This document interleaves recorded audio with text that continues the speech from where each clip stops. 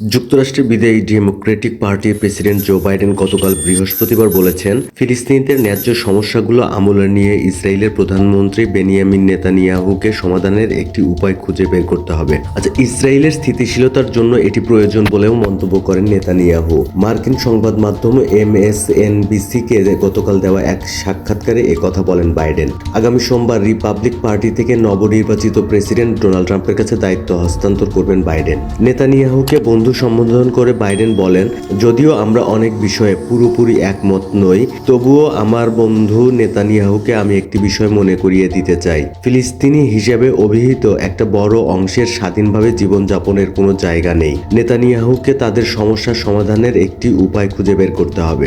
ইসরায়েলকে সামরিক ও কূটনৈতিক সমর্থন দেওয়ার জন্য বাইডেনের সমালোচনা করেছে বিভিন্ন মানবাধিকার দল। 2023 সালের 7 অক্টোবর থেকে গাজায় শুরু হওয়া ইসরায়েলি হামলায় এ পর্যন্ত 46,000-এর বেশি মানুষ নিহত হয়েছেন। ইসরায়েলের বিরুদ্ধে যুদ্ধাপরাধ ও গণহত্যার অভিযোগ উঠেছে, তবে ইসরায়েল এইসব অভিযোগ অস্বীকার করেছে। গতকাল সকালে যুদ্ধবিরতি চুক্তি নিয়ে ইসরায়েল মন্ত্রিসভায় ভোটাভুটি হওয়ার কথা ছিল, কিন্তু এর কয়েক ঘন্টা আগে নেতানিয়াহু জানান ভোট স্থগিত করা হয়েছে। এ কারণে যুদ্ধবিরতি চুক্তি কার্যকর হওয়া নিয়ে অনিশ্চয়তা দেখা দেয়। চুক্তিটি চূড়ান্ত করার তোড়জোড় চলার মধ্যে গতকাল যুদ্ধবিধ্বস্ত গাজায় দফায় দফায় বিমান হামলা চালিয়েছে ইসরায়েলি বাহিনী। AFP'র খবর বলছে, এসব হামলায় 86 জন নিহত হয়েছেন। আজ শুক্রবার ইসরায়েলের প্রধানমন্ত্রী বেনিয়ামিন নেতানিয়াহু জানান, ফিলিস্তিনের গাজা উপত্যকা থেকে জিম্মি মুক্তির বিষয়ে শেষ মুহূর্তে জটিলতা কেটেছে। এ নিয়ে চুক্তি হওয়ার কথা জানিয়েছেন তিনি। নিরাপত্তা মন্ত্রিসভার বৈঠক ডাকছেন বলেও নেতানিয়াহু জানান। এরপর দীর্ঘ প্রতীক্ষিত এই যুদ্ধবিরোধী চুক্তির অনুমোদন দেবে সরকার।